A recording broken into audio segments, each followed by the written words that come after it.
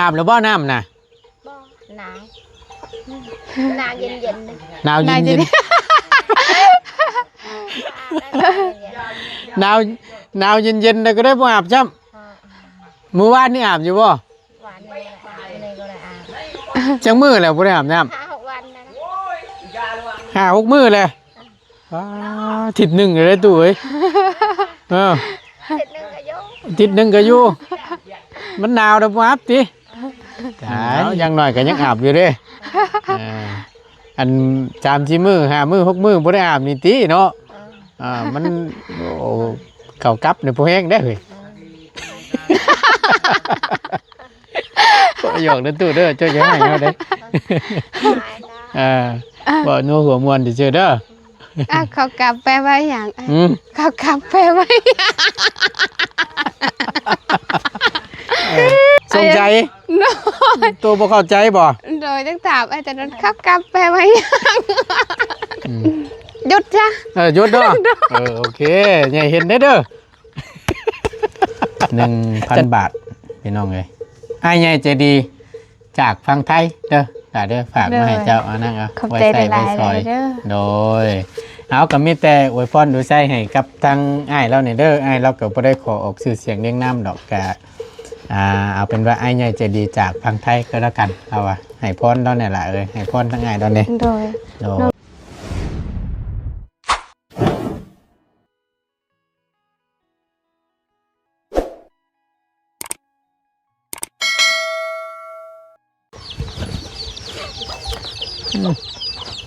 ปิดผ้าม่านกั้งเลยเตรียมสินอนเนาะบ่นะ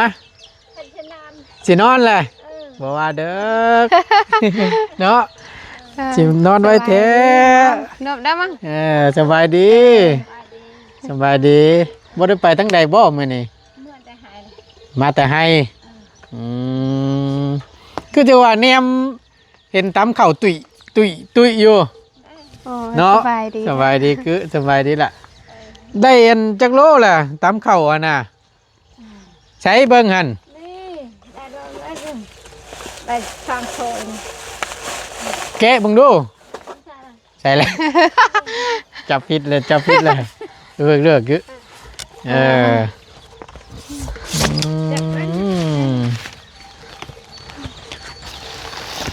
แม่กล้ามั้งพี่น้องไงกับทักทายสบายดีแล้วสวัสดีกันอีกครั้งหนึ่งเด้อพี่น้องเด้อพบเจอกันเนาะจะได้เปล่าไปถึงดอกไม้จะก้มช่างจ้ะใช้เบิ่งหันเด็ดตามมาไว้ให้ไม่ทราบเบิ่งหันนะเนาะเฮ้ยเขาให้งามเนาะเลยมันไปตามร้านน่ะโอ้ตามมาดาวเอาแม่ตระได้แล้วว่าตามแม่ให้ทางน้องแล้วว่าตามไว้ให้เจ้าแม่ให้น้องแก๊สนี่บ่ก็นึกว่าเจ้าตำมันกินเองเจ้าบ่แม่นบ่ตามกินเองทันแล้วบ่มันว่าตั้งเฮือนจะกินไปชักมือตั้งเฮือนน่ะถามว่าจะกินยังฉันบ่หนึ่งถามคนหนึ่งถ้าสมมติว่าเขาอยากกินต้มไก่นี่ได้อยู่บ่บ่มีเฮ็ดแนวได้ฉันบัดนี่ไก่ก็ไม่ขาก็ไม่เฮ็ดแนวได้บัดหาหมู่หาคู่มาย่อเฮือนนี่อยู่ชื่อบัดหมู่มาย่อเฮือนนำเด้ย่อยโอ้ยเนาะย่อชื่อหมู่กับบุมีแห้งแล้วทนแล้วจะต้องหาอะไรหมู่มายกย่อเมื่อยแล้วก็บุมีกำลังใจแล้วบ่ได้กินข้าวเป็นพอหายต่อไอ้ไม่ได้หายเมื่อวานนี่เราหาได้เราหาเท่ตัวได้เมื่อวานนี่มือย่อเพื่อนนี่หาจุ่มมัน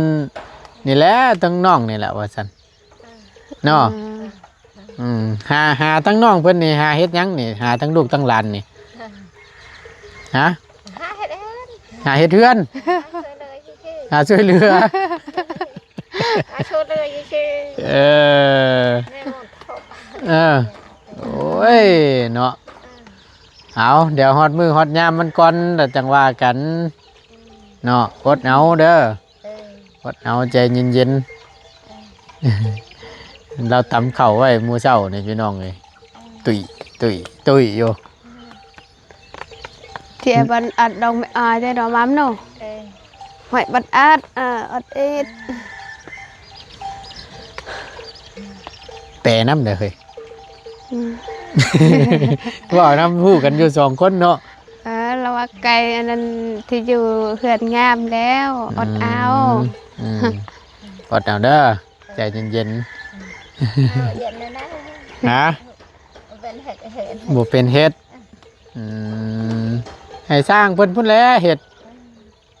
มาหางานเต้ไม่ใช่ นะ มาหั่นแตงกระเจ้า บ่หานแต่งกับเจ้า เออ บ่หานหาสร้างเพิ่นมาเฮ็ดนี่บ่เออเฮ็ดแนวใดสั่นบาดนี่บ่กล้าแหละหึบ่หานจักเพิ่นสิเอานำเท่าไหร่ติค่าจ้างกันเนาะมันก็สิไล่แต่ไม้ซื่อๆแหล้วฉันตุมันก็สิไล่แต่ไม้ซื่อๆแหล้ว อะไรจะหมายถึงกะ โอ้ยดอก มาเลยหนึ่งบาท อ่า ถกเลย tentang ring này mà mới hay là tôi chăng ตายดูงานเองว่าถกเนี่ยถกอะไรหาเงินหันปกบกชานเห็ดเฮือนโตเลยกะเรียกเนี่ยเฮือนยาอะไรถ้าจะไปชายคนไหนตอนนายค้อนละลูกเองจ้ะเดินไปเดินควายรถเองเอ้า อืม บ้านก็จะปัดตะแตกคนเคย เต่างอนงอกๆเลยทั้งนี้ อันละว่าที่อาศัยลูกชายแต่ว่าลูกชายมีผู้เดียว อืม จะเห็ดเวียกแหน่รถแหน่ควยแหน่ตำผุนตำพีแล้วว่า เอออาศัยลูกชายกับลูกชายผู้เดียวจักก็ได้เบิ่งงัวเบิ่งกล้วยนี่สิบ่ บางวัวบางคอยชายนอนจ้ะ อ่าก็ได้ยากแน่น้อยนึงว่าซั่นซะ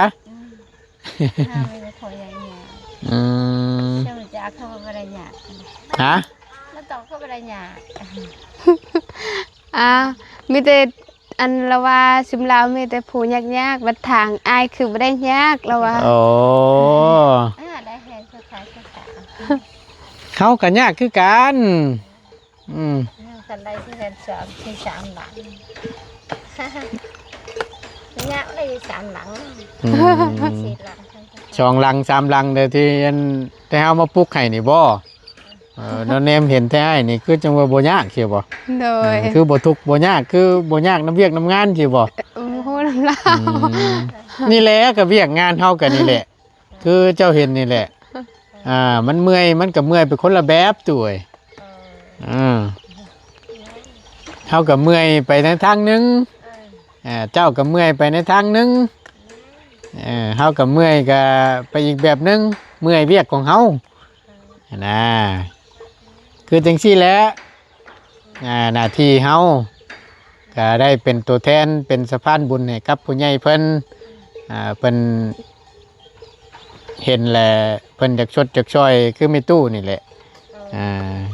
เพิ่นมาบ่ได้เพิ่นอยู่ไกลแหละเพิ่นฝากให้เฮาเป็นตัวแทนให้ซื้อไม้ซื้อตอกมาเฮ็ดให้เจ้านี่แหละถ้าว่าเพิ่นอยู่ใกล้เพิ่นก็สิมาเองเพิ่นนั่นแหละ ทำมาเรียบร้อย กันนี่แหละเวียกเฮา ก็เมื่อยคนละแบบ น้ำมันเด้อเลยจะจักเด้อ อดทะเลแห้ง ฮะ อดทะเลแน่แห้ง เบิดเท่านี้ เมื่อยปะเมื่อยปะมั้ง มันเคยขาชมนี้ เมื่อยไม่แหลมเมื่อยบะเคบะขา มันน่ะเดี๋ยวชมนี้จ้ะชมโตมั้ง เออ โต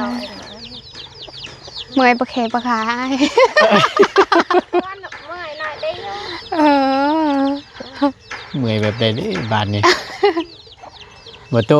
เมื่อยแบบใดน่ะ เมื่อยเชือกขาแล้วก็แน่ เออ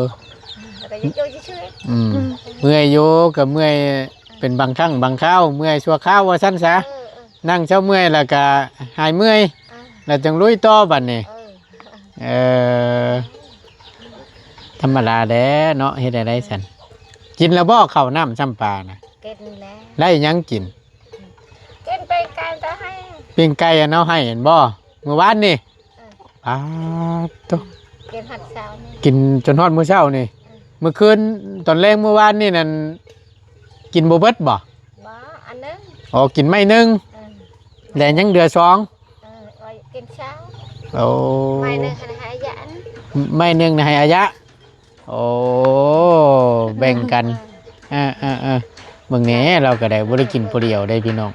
ปิ้งไก่บ่ตูนเอาให้มื้อวานนี่เรากินไม่หนึงเนาะแบ่งให้ทั้งอันเมียประตูนั่นไม่หนึง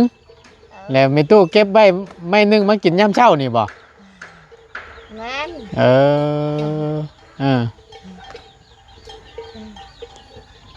ข้าวแรงได้กินหยังสันบาทนี่ มันท่านนี่อันนี้ไอ้ตำเรื่องนี้นะ ฮะ มาจานraมาจานโป่ง ฮะยังทันได้ มันไปกินตรงเดียวเนาะ จัดเอายืมเขา เออกินข้าวยืมก็เจ้าอ๋อ แบบไรล่ะ หรือว่ากินข้าวยืมก็เจ้ากิน ยืม ยืมหรือว่าไม่แฉะมั้ง ใช่ อ๋อ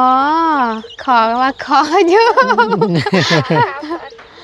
เขาแล้วก็เอาก็ให้ อ่า เออ แล้วก็โหดแล้วเขาแล้วก็มือ เมื่อเรามาต ตำเขาอันเกี่ยวแล้วฮันเขาให้ให้มาได้ตำไว้ในแล้ว อืม มันบอกให้เอาไว้ในแล้วอย่าไว้ในแล้ว อยู่ในเหล้าหันบ่เดี๋ยวนี้นะ เออแต่ยังหามนึงเป็นหนา ยังหามหนึ่งที่ยังบ่ทันได้เอามานั่นบ่ เออ โอ้ ำบ้านที่กระชับมั้ง ได้ช่องห้า ได้ซองห้าบ อยู่หัดไปชอบจ้ะเออ หาบใส่กระบุงกระต้ามานี่บ่ เออ โอ้ใส่กระสอบมา โอ้ยเนาะอาบแล้วบ่น้ำน่ะ บ่หนาวหนาวเย็นๆเลย หนาวเย็น อาบได้ๆหนาวเย็นหนาวเย็นๆแต่ก็ได้บ่อาบจ้ำ ๆ มื้อวานนี่อาบอยู่บ่ หวานนี่ก็ได้อาบ จังมื้อแล้วบ่ได้อาบน้ำ 5-6 วันนะ 5-6 มื้อแล้วทิศหนึ่งเลยตู้เอ้ยเออ เสร็จนึงก็ยก ทิศหนึ่งก็อยู่มันหนาวเด้อบ่อาบติตายเนาะเขากลับเบิดแล้วเหรอวะ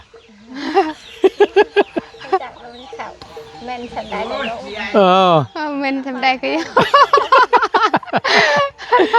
ยามแดดได้เลยจัง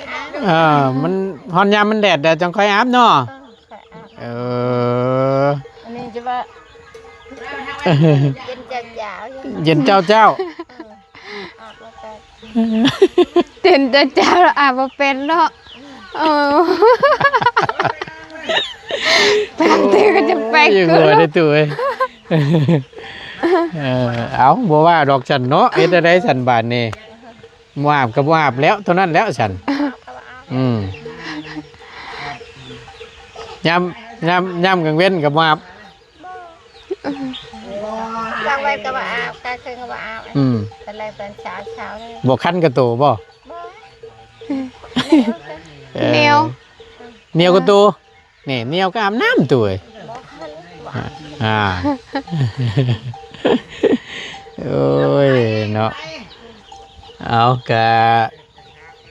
ยามแดดๆนอกเลยจังค่อยอาบก็ได้ มันหนาวแล้วก็บ่อาบก็ยาเฮ็ดได้ฉันมันเย็นเนาะอากาศมันเย็นมันหนาวเนี่ยนี่ก็บ่ไหวคือว่าหั่นแหละถามเบิ่งแก๊สขึ้นดู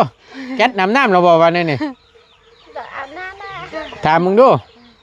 ขอเรา บางมือก็อาบบางมือก็บ่ได้อาบคือกัน เอ้ยเนาะคือกันบ่ตัวก็คือ เอ้า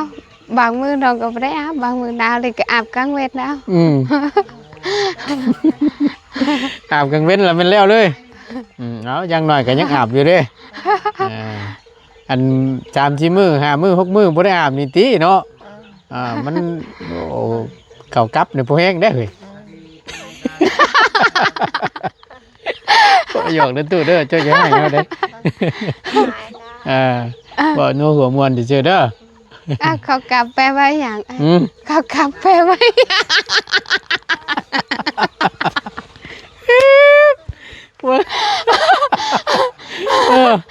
ว้าตัวก็สิบ่ฮู้มันเข้ากับบาดนี่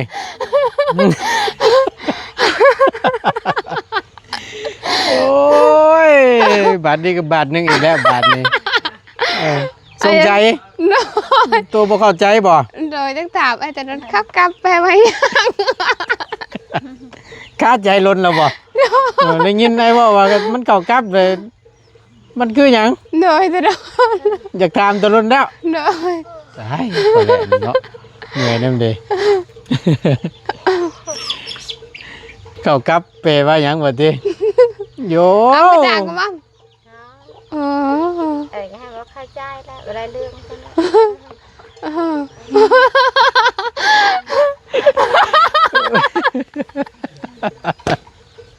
ตึกใจเพิ่นตึกใจเพิ่นว้าตัวบ่ฮู้ดิ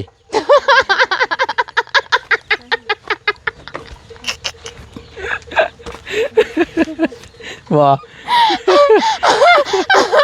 โอ้ยตายเลยโอ้ยติดพุงเต็มตัว มีตู้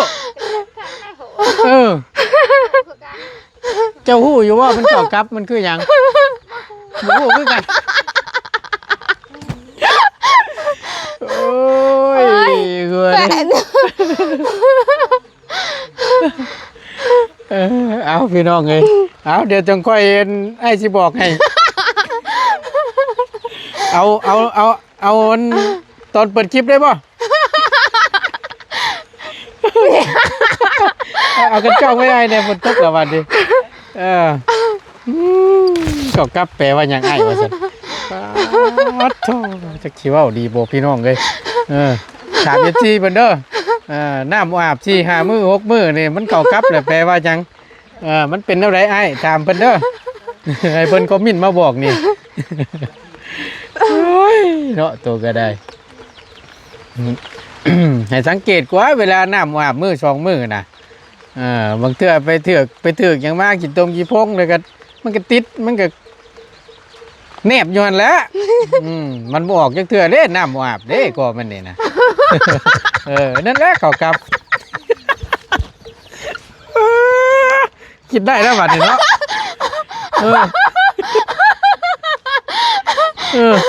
คิดได้แล้วบัดนี้เนาะเสียตานั่งคืนเลยโอ้ยคิดได้อยู่ป่ะแต่เชื่อมาไม่ต้อง หัวแสบหัวนัวโอ้ยเหนื่อยน้ำดีพอแล้วมาถามยังมันบ่ถามยาวป่ะวันนี้พูดเลยเนาะประมาณนั้นแหละพ่อหนูดังง่ายแล้วนั่นเลยดังตัดผมอยู่จนบ่ได้สมาธิเราอ่ะโอ้ยเข้าใจบัดนี่เนาะเข้าใจเนาะโอ้ยติปุงนะเป็นไปตัวแล้วประมาณนั้นแหละว่าให้จำนี่ก็ฮู้แล้วเนาะเปรียบเทียบยกตัวอย่างขี้ตมติดหน้าแข้งนี่แหละคำว่าบ่ล้างออกจักเทื่อนี่มันก็สิติดย้อนแหละน้ำบ่อาบเด้บ่ล้างออกจักเทื่ออันนี้คือกันนั่นแหละคนกันโอ้ยจักถามล้นเติบเลยนะฟังเว้านี่เนาะแต่บ่กล้าถามอ้ายซื่อๆนี่สร้างเป็นแต่กึปานนี่เนาะ พูดแล้วบัดนี้เนาะคือสิบ่ถามอีกเนาะเอ้ยเอาพี่น้องเอ้ยเนาะเบิ่งบ่ตุนชื่อ โอ้ยติหาโร อันนี้อันติดรถมานำอยู่นางทอดเด้อตู้เด้ออันแบ่งกันกับประตูเด้อตู้เอ้ยชื่อนางมาไว้ให้ทอดเด้อดิเด้อเอาบ่ได้แบ่งเด้อไว้ทอดไว้จีกินเด้อโดยช่วงแรงๆเด้อ สาธุได้สาธุ โดย สาธุ สาธุ สาธุให้บริการ ขอบใจอะมาขอบใจ ขอบใจเด้อ โดยบ่มีของต้อนบ่เป็นหยังดอกบ่เป็นหยังบ่เป็นหยังดอกคะแนนเจ้าได้กินบ่ยากดอกเฮานั่นน่ะขอบใจคือกันไปสั่นบัดนี้เดี๋ยวเฮากลับก่อนเด้อไว้มื้อหน้าสิมาเยี่ยมใหม่เด้อพุ่นละพากันเฮ็ดกินจูกันกินกับปุตู้พุ่นน่ะเด้อแบ่งกันเด้อโอเคไปสันบานนี่คือเอ้ยเนาะ น้อยสบายดี เดี๋ยวสิมีแนวอันคือให้ถามจะเจือ ถามได้เลยไอ้ก็ถามมันว่าจะแหน่ไม่ยอมโอ้ยก็มาตาเลยได้ เอ้าไปใส่บานนี่ บอกไอ้สิถามนี่อันยุดหรือบ่เขี้ยวหมากนะฮะยุดหรือว่าเขี้ยวหมากนะยังเขี้ยวอยู่บ่หรือว่ายุดแล้ว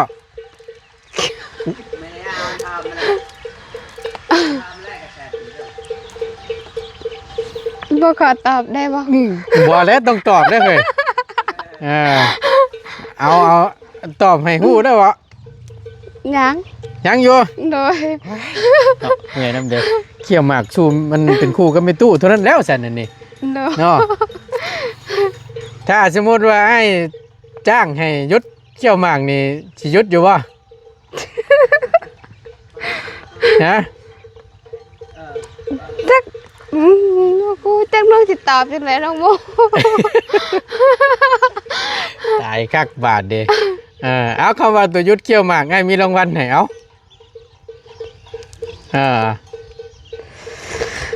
โอ้ยคิดนักแล้วบาทนี่ใจก็ยังมักอยู่รางวัลก็อยากได้บาทนี่จักเจ็ดอะไรบาทนี่ สิทีมจะได้ก็สิได้ขอเป็นสองเลยได้บ่ มันกับบริเอิญว่าเลือกแล้วเพิ่นก็บ่ให้เลือกแล้วคำขอตั้งช่องนั่นน่ะ โอ้ยเนาะย้ายเขี้ยวหมากละบาทนี้ตายแล้วเอาให้คำตอบแม่เอาว่าดีๆได้บริตัวได้นี่น่ะถ้าสมมุติว่ายุดเขี้ยวนี่สิมีรางวัลให้ ถ้าประยุทธ์เลยบ่มี บ่มีเลยว่าคำบ่ยุดว่า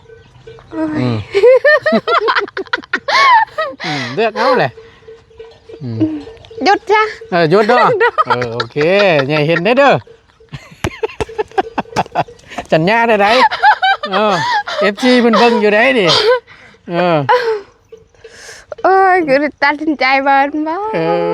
ตายฮักบาดนี่โอ้ยเนาะ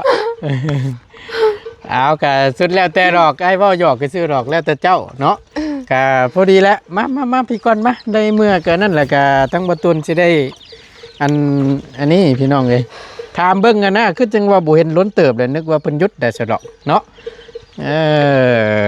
มา บางมื้อก็แค่บางมื้อก็บ่ได้ อ๋อแล้วแต่แม่นบ่ โดย โอเคสั่นไปมานั่งอยู่นี่ก็ได้เดี๋ยวไอ้สิมีรางวัลให้กับน้องเพิ่นก่อนพี่น้องก็พอดีทั้งบ่ตูนพี่น้องเอ้ยจะเป็น นั่งลงรถนี่แหละแจ้งๆเนี่ยน้อยหนึงว่าตายลมจะเนาะถือว่าได้รางวัลจะเนาะบัดนี่โอเคเอาก็พอดีพี่น้องเลยก็ตั้งอันนี้อ้ายเราฝากถามมาได้นี่ อ๋อ ก็ที่ว่าอ้ายสิถามนี่ แล้วว่าน้องกึนั่นยุดเขี้ยวหมากแล้วบ่ตูนว่าฉัน Vợ cứ máu thế mà ăn cậu nhau. ฮะเอาเบิ่งบ่ตูนสิจัดแจงเบิ่งก่อนพี่น้องเอ้ยก็พอดีทั้งบ่ตูนได้ เลขมาแล้วเนาะ1 2 3 4 5 6 À rượu cái chắc. เพื่อเป็นสีนั่นก็ได้สมาดข้อแต่ว่าจะเป็นจังแม่นทำใจยากนะเนาะเอาเพิ่นอันนั้นเด้ก็สิว่านั่นนั่งรถบ่เป็นหยังดอก ยับมามันบ่เห็นมุมกล้องง่ายน่ะ1 2 3 4 5 6แสน60,000เดี๋ยวจากหักค่าธรรมเนียมพอดีทั้งไอ้ใหญ่ใจดีอยู่ทางฝั่งไทยทั้งง่ายเราก็ได้ฝากเงินมาให้ก็พอดีทั้งง่ายเราว่าตูนได้ว่าซั่นอันฝากเงินให้กับน้องเพิ่นแน่พอได้ซื้ออยากซื้อกินพอได้เฮ็ดตนเฮ็ดโตไว้แล้วก็ถามน้องเพิ่นเด้อสิอันยุดเขี้ยวหมากอยู่บ่ หรือว่าจังไดว่าซั่นก็แล้วแต่ตัวลอกเนาะก็แนวใดมันสิแขวสิบ่แม่งเนี่ยก็ยศเอาเด้อ เอาเดือจากค่าธรรมเนียมพี่น้องเนาะก็ได้อยู่660,000เดทมื้อนี้ก็ได้เนาะ 1,000 บาทพี่น้องเอ้ยอ้ายใหญ่ใจดีจากฝั่งไทยเด้อเด้อฝากมาให้เจ้านั่งเอาไว้ใส่ไว้ซอยโดยเอาก็มีแต่อวยพรดูใส่ให้กับทางอ้ายเราเนี่ยเด้ออ้ายเราก็บ่ได้ขอออกชื่อเสียงเรียงนามดอกก็เอาเป็นว่าไอ้ใหญ่ใจดีจากพังไทยก็แล้วกันเอาว่าให้พรเราเนี่ยแหละให้พรทั้งไงตอนนี้ โดยน้องต้องขอบใจและขอบคุณทางอายหลายเด้อน้องมีอย่างจริงติดตอบแทนมีแต่คำไว้พรไว้ใส่ขอให้ทางอายเพิ่นจงมีสุขภาพแข็งแรงเด้อความเจ็บใดๆความไข้ยาจะมีขึ้นเนื้อลงไตขอให้ตลอดปลอดภัยอายเด้อพร้อมขอพร้อมครัวแต่อายมีครอบครัวก็ได้ขอให้อยู่บันควันยืนเด้อให้เราไม่รวยจะเจ็บจะจนได้เด้อแต่นี้จะไปให้โจงให้มานเงินเก็บจงไหลมาเงินดอลลาร์จงไหลขาวได้เด้อทานมื้อเช้าไหลขาวมื้อแลงเด้อสาธุดีใจน้ำเวลาเนาะเอาก็มีแต่ว่าพิจารณาเอาละใช่เพิ่นก็ว่าแต่ล้นแล้วล่ะพี่น้องได้ติดต่อโทรมาหาทางบ่ตูนแชทกันทางไลน์เนาะทั้งไงแล้วก็ว่าเดี๋ยวท้ายๆเรือนแล้วว่าเดี๋ยวสิมีรางวัลให้กับน้องเพิ่นอยู่ว่าซั่นด้วยความเอ็นดูทั้งง่ายแล้วเห็นทั้งน้องกับลุมันทั้งเอ้ยทั้งน้องว่าซั่นขยันขันแข็งเฮ็ดเวียกเฮ็ดงานช่วยบ่ได้เวียงพุ่นเวียงพี่ว่าซั่นเนาะก็เป็นรางวัลน้ำใจจากอ้ายเราหั่นแหละหลายส่งถึงหาทางเจ้าโดยทางน้องสาธุคือกันเนาะเอาทางบ่ตูนก็ได้มอบให้น้องเพิ่นเป็นที่เรียบร้อยได้เด้อเนาะก็ต้องขอบบุญขอบคุณเช่นเดียวกันทางบ่ตูนในนามสะพานบุญเนาะก็ขอให้ทั้งอ้ายพร้อมครอบครัวจงอยู่ดีมีแฮงความเจ็บอย่าสุได้ความไข้อย่าสุมีเด้ออ้ายเด้อปราศจากโรคภัยไข้เจ็บทั้งปวงทั้งใดเนาะบ่ว่าเสร็จธุรกิจการงานใดๆค้าขายยังไงมืออย่างอยู่ณตอนนี้ขอให้ประสบผลสำเร็จขอให้ขายรับขายดีเฮงๆปังๆลำได้รวยแน่เด้อสาธุเด้อเนาะอาบน้ำอาบเลยเด้อาบแล้วบ่ยันวะเนาะบ่จักเป็นข้าวครับเนาะบ่แห้งแล้วพูดแล้วบ่บัดพูดแล้วเนาะเดี๋ยวก็ว่าจะพอสิอยู่เนาะเลยทำหูก็ทำไม่ตรงโอ้ยพี่น้องเลยโอเคพี่น้องเลยอยู่ดีไม่แห้งขอบคุณหลายๆทั้งพี่น้อง FC ที่เข้ามาเป็นกำลังแห่งใจและติดตามรับชมคลิปโดยบ่ขามโฆษณาสิ่งที่สำคัญเนาะสำหรับคลิปนี้บ่ตูนและน้องกึลาไปก่อนอยู่ดีมีแห้งพี่น้องเลยสบายดีเด้อพี่น้องเด้อ FC เพิ่นแซวอยู่ว่าน้องกึออกค่ารถนี่แม่สิไปเกี่ยวข้าวซอยว่าซั่นออกค่ารถคนจีนข้ามมาเกี่ยวข้าวซอยว่าซั่นออกให้บ่ค่ารถนั่นว่าซั่นเราจะพอว่าเราจะมีเงินออกค่ารถหลาย เฮ้ยเนาะไปเพิ่นเจ้าชื่อล่ะเอ้ย เนาะ เนาะไปคอยคำลงแรงพี่น้องเอ้ยโอ้ยเนาะงัวมาแล้วบาดปองปองแปงปองปองแปงมาเลย